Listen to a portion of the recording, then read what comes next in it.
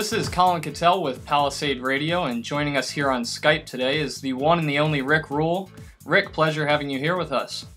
Pleasure to be with you. Thank you for having me. Rick, you stated that some 700 companies on the venture are destined for extinction, and admittedly, in more than one instance, I've had the misfortune of participating in this mass extinction. Now, I know you advocate finding the highest quality companies to mitigate investment risk, but for investors with an insatiable appetite for risk, what's your outlook for the bottom of the barrel companies? So for the junior exploration companies that can hold on and survive, should we expect extraordinary gains across the sector? Well, I think for the bottom of the barrel, I guess you need to define that. If you assume that there are, as an example, 3,000 exploration juniors on a worldwide basis, my suspicion is that you need to confine yourself to the best 20% of those. That's still a fairly large number, a fairly large sample, like 600. I think what investors need to do, in addition to allocating their money efficiently, is that they need to allocate their time efficiently. And you can own more names in your account if you are willing to spend more time monitoring the names. To the extent that a investor isn't willing to spend 2 or 3 hours per month per name, they shouldn't own the name, because you need to understand whether or not the reason to own the company is still true. You need to monitor the company's financials to ascertain whether or not they have the means to get you to the goal you have that will make you the money. It's very difficult to say on a customer basis. This I can say, however, if you're looking for a simple declarative statement, that is this: bear markets, like the one that we're in, are the authors of bull markets. And the duration and the extent of the recovery is determined to some extent, by the duration and the extent of the bear market. And by that measure, the bull market, when it comes, will be spectacular indeed. Notice I said when. I didn't say if, because in 35 years in this business, I know that day follows night. And the bull market will follow a bear market. That's the way these things work. A strategy that you employ, and one that I particularly like, is participating directly in private placements. So private placements provide substantial upside leverage through warrants. Can you talk to our listeners about the power of warrants? That's a wonderful, wonderful, wonderful point. You know, participating in the upside when it occurs is magnified by the warrant. The warrant is the right but not the obligation to purchase more stock at a fixed price over a fixed period of time. When you finance a company, when you get involved in a private placement, what you're doing is you're providing the resources to answer some unanswered question in exploration. If you get a yes answer, which isn't common but does occur, you materially improve the value of the company. Having the warrant gives you the ability to react to that improvement retroactively. It's absolutely critical. It's also important for your readers and listeners who want to participate in private placements that they understand that the duration of a warrant is very important. My experience has been that most unanswered questions in exploration take as much as 18 months to answer. So getting a warrant of shorter duration than 18 months obviates the benefit of having a warrant. Get a warrant of at least 2 years duration, hopefully 3 or 5 years duration. This will give you the ability, but not the requirement, to increase your stake for a fixed price over a fixed period of time and maximize the benefit that you derive from helping the company answer those unanswered questions in a fashion that's beneficial to all shareholders. Okay, Rick, uranium. All the fundamentals point towards a major supply crunch in the global uranium sector. And uranium stocks have already started to get a lift over the past couple months. In my experience, when the uranium stocks move, they really soar. What do you see moving forward in uranium? Well, I think a move in price up is inevitable. I'm just afraid it may not be imminent.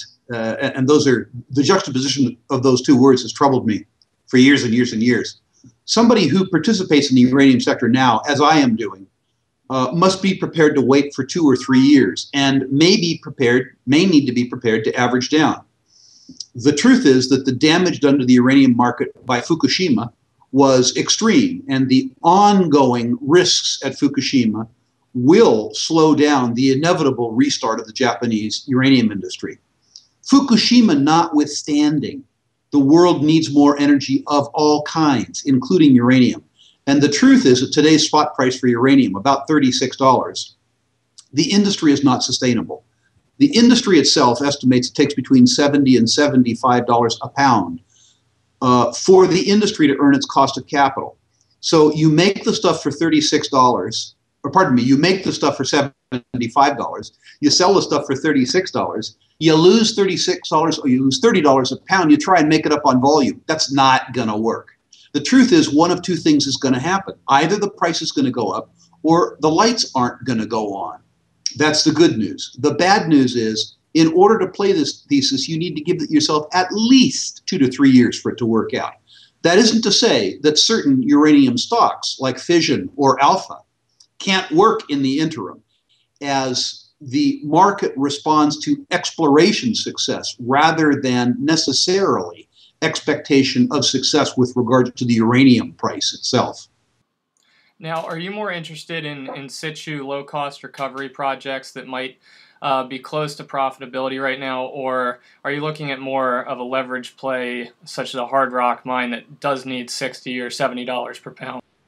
That's a function of the size of the prize and the price I have to pay.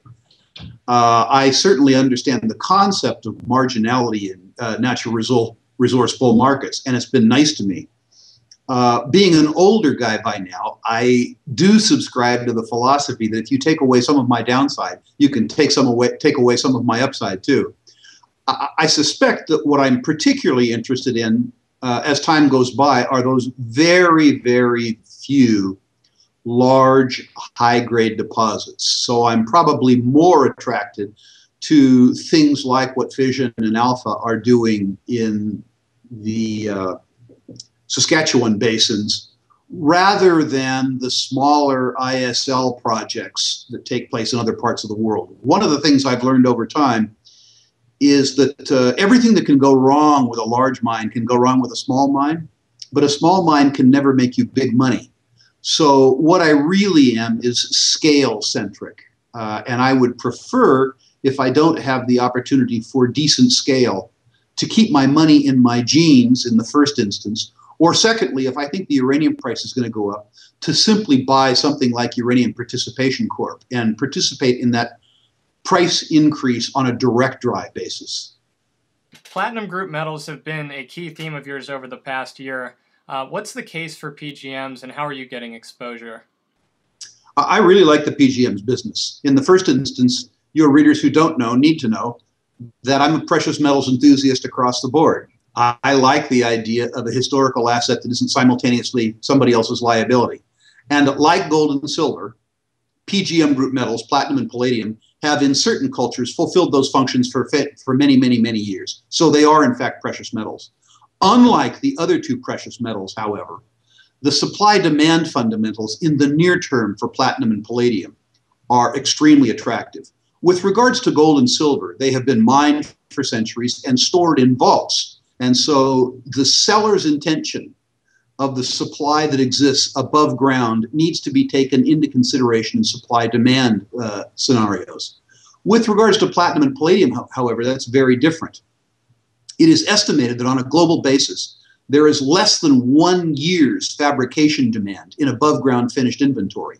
So the only supply that you need to concern yourself in the supply-demand equation is new mine supply and recycling supply. And here the situation gets more interesting. Gold and silver are, of course, produced ubiquitously around the world in many jurisdictions and produced as byproducts in mining many other metals. Platinum and palladium are produced mostly as a consequence of platinum and palladium mines, although in certain instances also in nickel mines. And they're produced really in two countries, Russia and South Africa, and predominantly in South Africa. And here's where the story gets really interesting. On a global basis, the platinum and palladium industry does not now, and has not for 7 years, earned their cost of capital.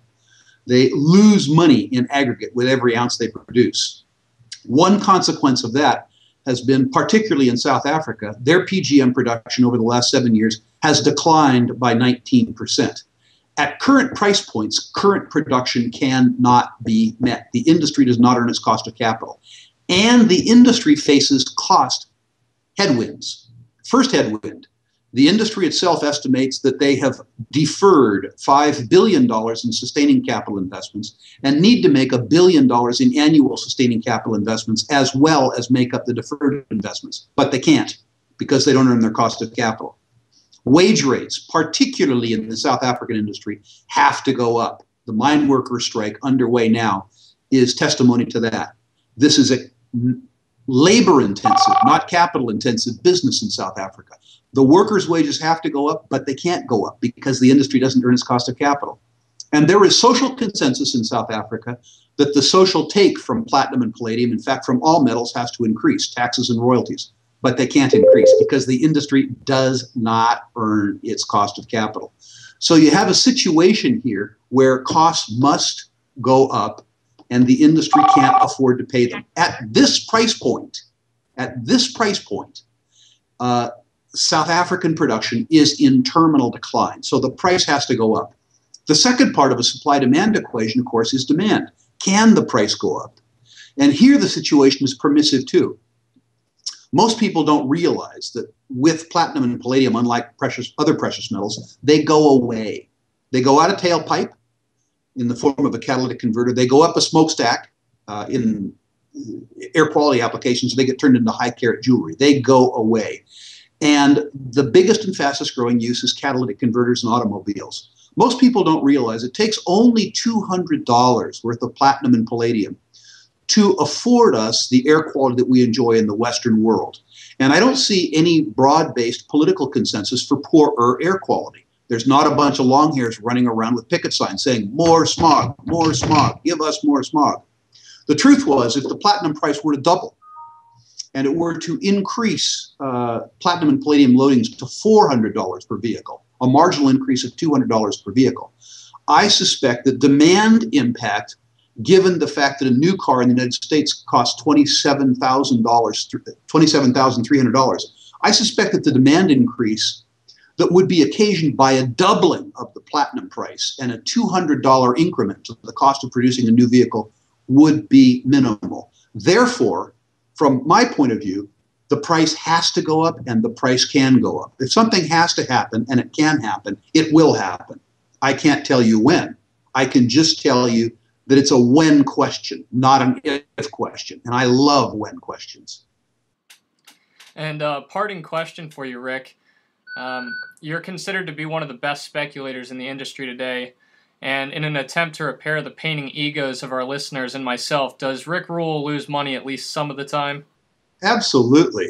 I mean, the truth is, you can help yourself over time, particularly at your age with a lot of cycles in front of you, by understanding that bull markets are the authors of bear markets. That's what happens. And bear markets are the authors of bull markets.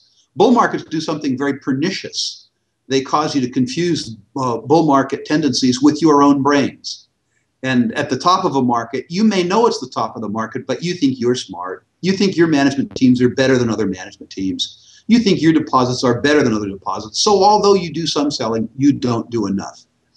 And the truth is, whether you're Joe Schmo or Rick Rule or Eric Sprott, the truth is that you go over the abyss in a bull market with some of your holdings, and you lose 35, 45, 50% of what you keep on the way down.